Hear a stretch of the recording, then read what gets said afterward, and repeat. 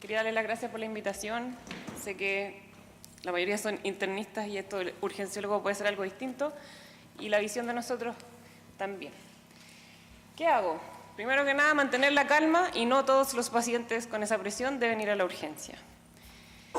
Estuve buscando, cuando yo estudié en el pregrado estaban las guías 7 de hipertensión y ahora están estas 8.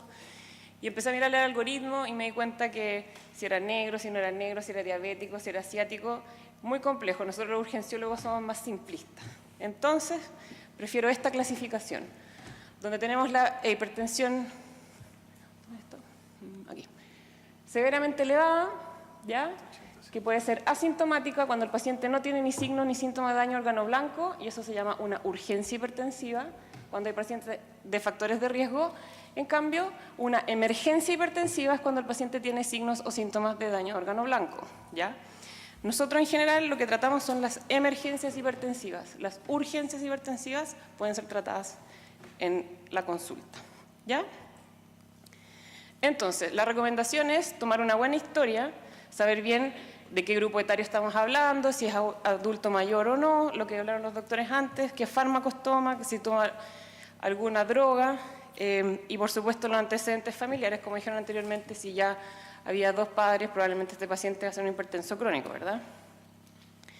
Entonces, una urgencia hipertensiva es la elevación de la presión de forma aguda en ausencia de síntomas que sugieran daño de órgano blanco.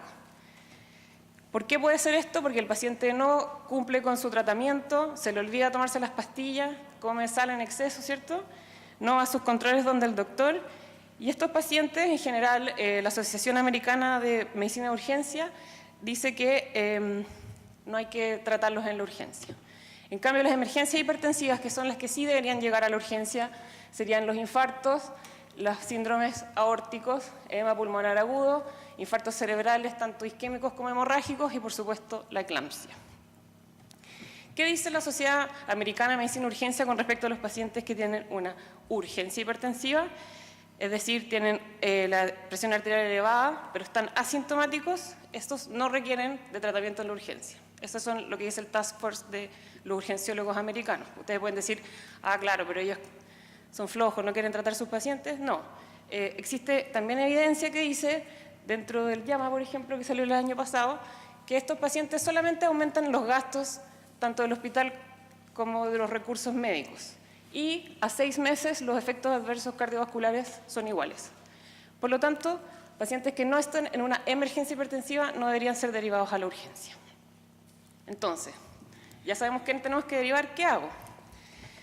Recordemos que la perfusión cerebral, cuando el paciente tiene una hipertensión crónica, se autorregula hacia una hipertensión más alta. Por lo tanto, bajarle la presión de manera brusca es más deleterio para el paciente. Puede producir tanto infartos cerebrales como renales y otras partes.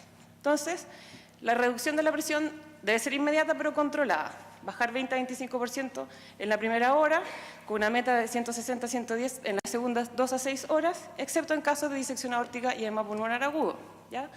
También hay excepciones cuando uno va a trombolizar a los pacientes con infartos cerebrales. En cuanto al uso de los antihipertensivos sublinguales, yo sé que no se usan, pero todavía en algunos consultorios he visto que lo usan. Esto es lo que sucede. Recordemos que dejamos a un paciente con una curva de perfusión corrida hacia la derecha y cada vez que yo le pongo un captopril pasa esto y probablemente le estamos haciendo más daño que ayudándolo, ¿ya? Entonces, la recomendación que yo les haría a ustedes es conozcan los antihipertensivos con los que cuentan en el centro donde ustedes trabajan. Sepan cuáles son los efectos adversos de estos y en qué situaciones pueden o no pueden ocuparlos. Hay algunas patologías donde no se usa la betalol y otras donde sí. Sepan lo que tienen y con eso tienen que trabajar. Y por supuesto hay unos que se usan más frecuentemente que otros.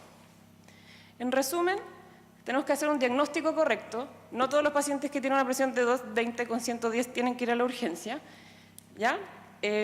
Conocer las emergencias hipertensivas, cómo diagnosticarlas, y es así efectivamente derivarlas al centro que corresponde, no usar fármacos sublinguales y conocer los fármacos que tengo en mi centro, su dosis, su uso y sus contraindicaciones.